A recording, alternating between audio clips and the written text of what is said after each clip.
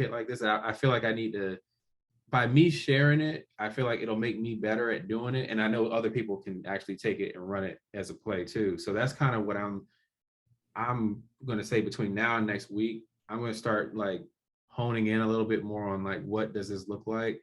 If there's anything that you guys might want to see in that too, let me know. But that's what I'm talking about. You know, when we talked today, I told you already. Some of the things. Sorry, we got cut off there. You were going in with all the good advice too. Oh yeah. I know we talked about PR.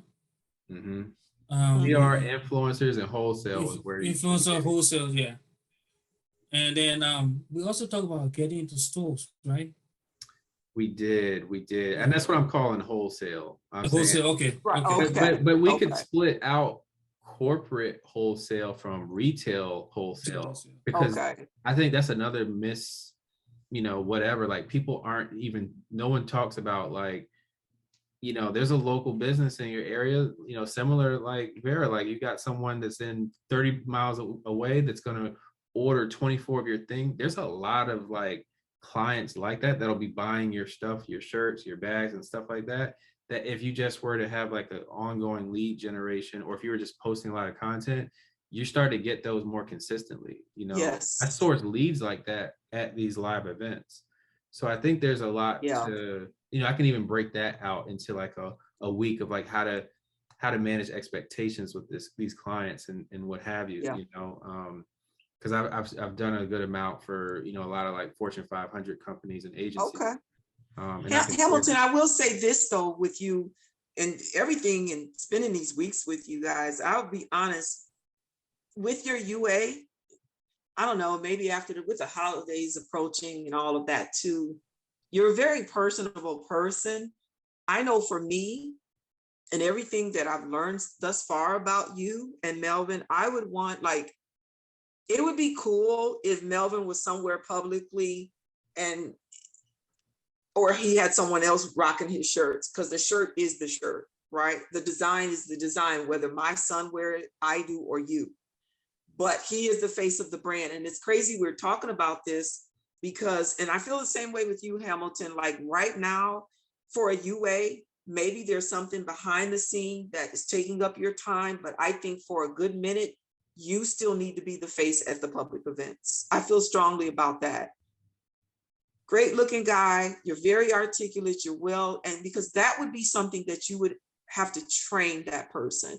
No one knows your brand right now the way you do. It's not that they can't learn it, but I think if I'm out at an event telling me the story the way you told it so well, I would want you to be the presenter for me until 100%. You know what I'm saying? And I feel that way with Melvin too. Yeah. It's about a 60 to 80, I say 60 to 80% thing, like if I'm there, it's going to be a certain thing, but if I'm not, it's probably going to be somewhere between, just depending, it could be 80, it could be 90. Yeah. But you're right. But then that's where this starts to kick in for me. And because I've been to a fault, I feel like I've been so like feeling like I had to do every single thing. And that's where I'm getting trapped now, is like I'm doing too much. So now it's like I'm having to really force myself, and it's painful, but I'm forcing myself to hire people to get stuff off my plate. Yeah. Even if let's say I get someone that can do it at a 60, or even if they could do it at 50, but if I had 4 50s and I could do something else and I can do that at 100. Because at the end of the day, like when I go to Nike, I went to a Nike store. I mean, Phil Knight wasn't in there, but I still walked away with the same that their company set, and that's for anything, it's for any business. The E-Myth, if you've ever heard of this book, The E-Myth Revisited, is a great book by Michael Gerber. And he talks about working in your business, working on your business, and managing your business. He says there's only 3 roles in any company. He doesn't care how big the company is. You're either a technician, which means you do the thing, you make the cupcake. That's literally his example.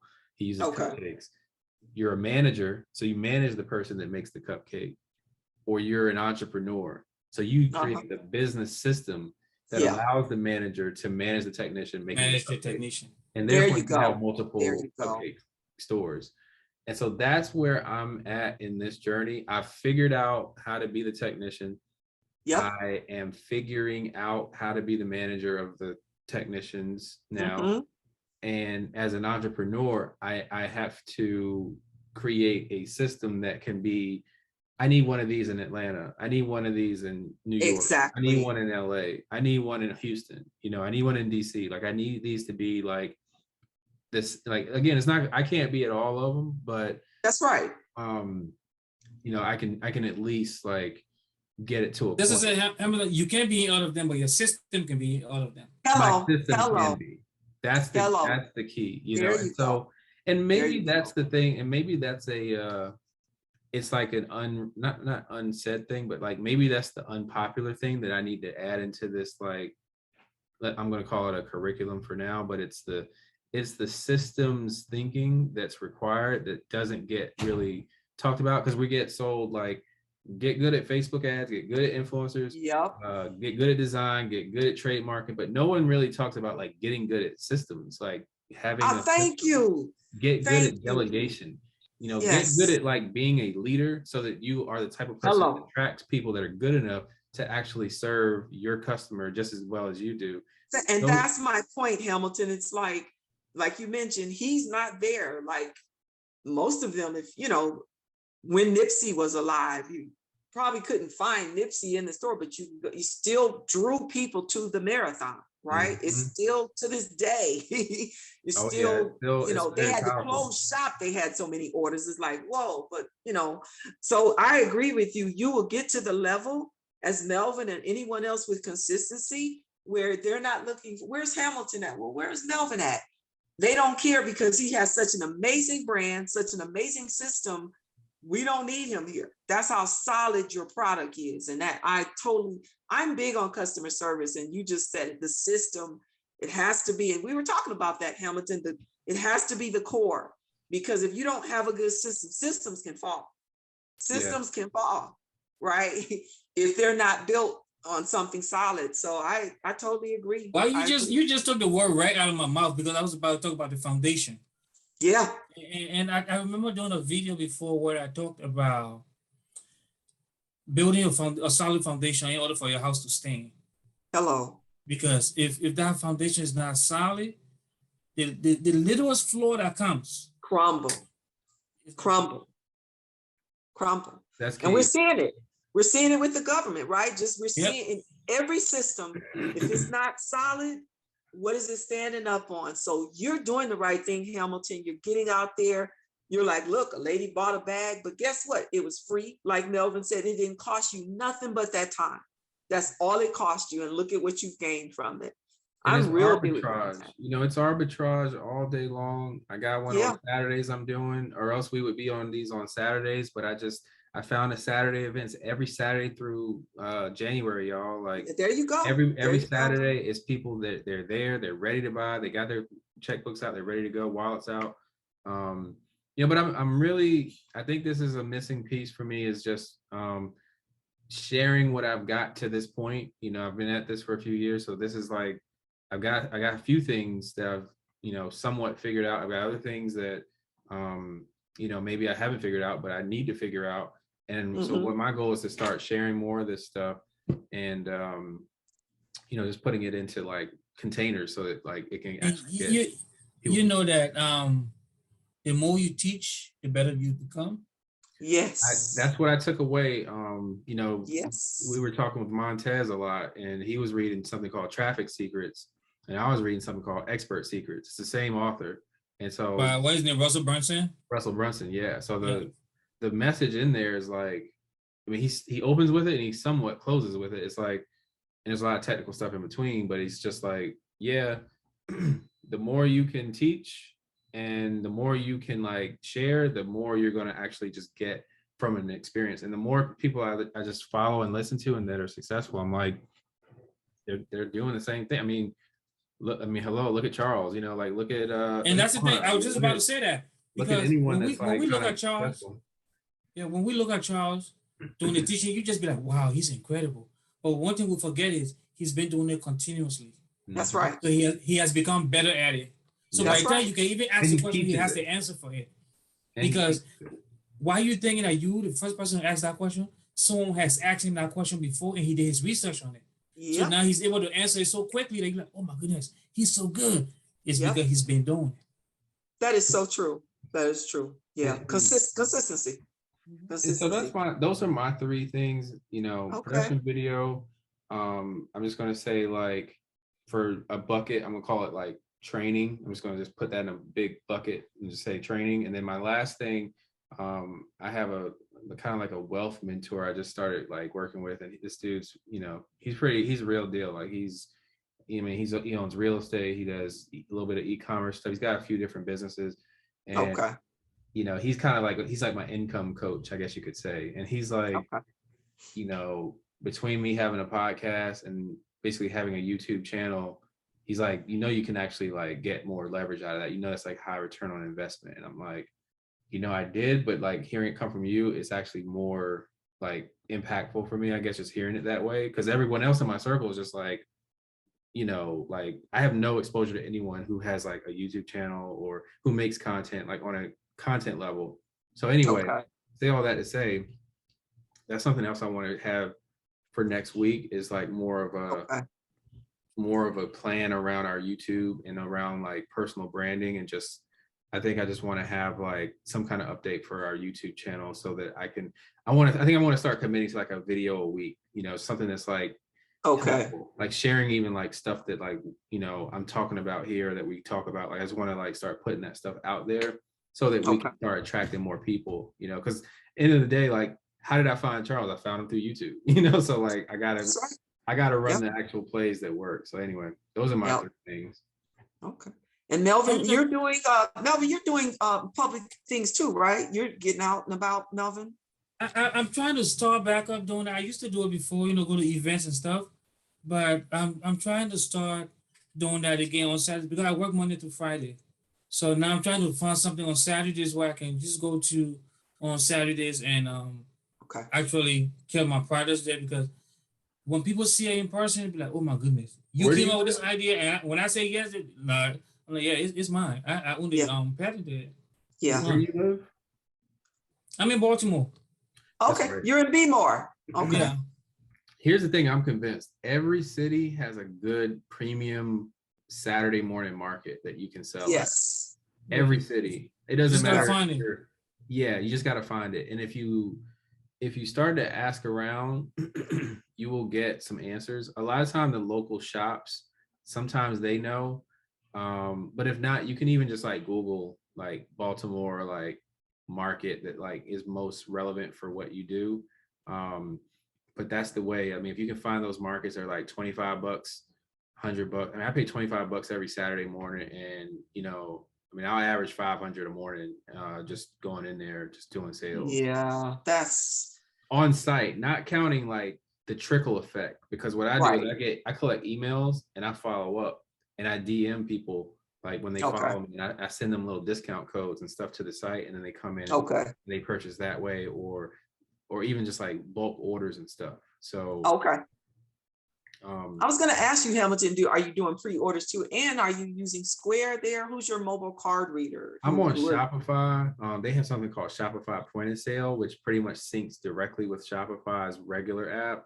And I used to have a card reader, but in this new like world, I haven't actually like ordered another card reader. So I manually key everybody's card, which is probably a little bit, it's taking me extra time that I need to, but that's my skill. My gift is like talking, relationship management, and selling. So while I'm keying in their card, I'm getting to know them, asking their name, I'm asking about their kids.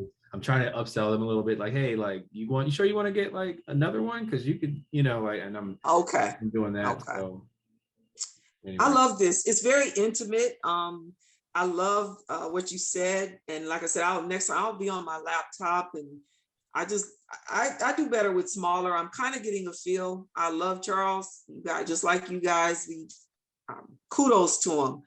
But I said after this month, I'm not going to fade away because I think he's an amazing connection. I'm very grateful to him. I've learned a plethora of things from him. But it's kind of like with you guys, like Melvin, you're looking for a Saturday. And here in Atlanta, I think I made 2 pages off of Facebook alone for Saturdays and businesses, events for Black businesses and stuff. So I think I'm with you, Hamilton. Saturdays, we're gonna start. I'm gonna order some more samples. We do still have quite a few left, but I'm just waiting to do our photo shoot so we can get the thank you cards and business cards to be on our tables. But we got to get out there. We got to be seen. We have to get out there. And just before we close, I have a question for you. Yeah. Your VA, how much did it cost you? She started with me. She was like $4 and change, and she had a little rate increase. She went up like $5. So I think she settled me in at $5 as of right now. It's been a little bit since we worked together, but as far as I know, going forward, I'm gonna be at $5 again with her per. That's not bad at all, and it's part-time, right? You just use just part-time, just like specific projects. Yep. I think I have a clean system for her. I need her to help me with data entry, so I'm really clear on that.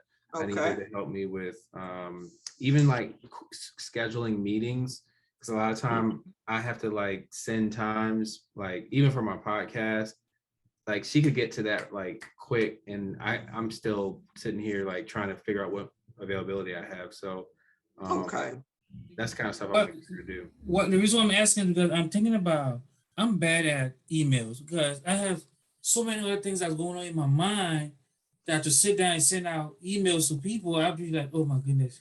So I'm trying to figure out if I can delegate that portion. And not only that, my brother and I, we actually run a temp agency for dental hygienists and dental assistants. But he's mostly in charge of that part. I'm just, investor in there once in a while. Not once in a while, he calls me every day and we share ideas and stuff.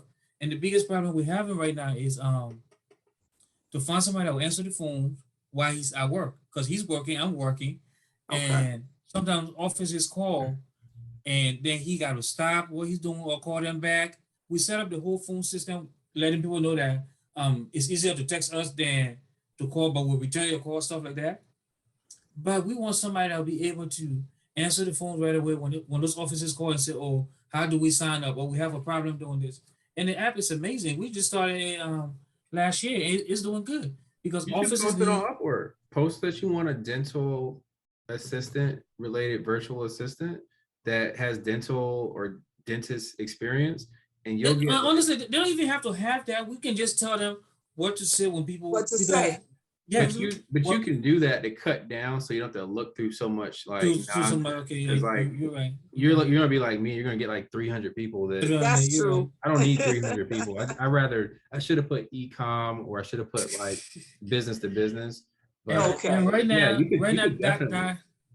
that market we're in right now is so bad right now. Offices need people, and to find hygienists, it's oh my goodness, it's so terrible right now. Okay.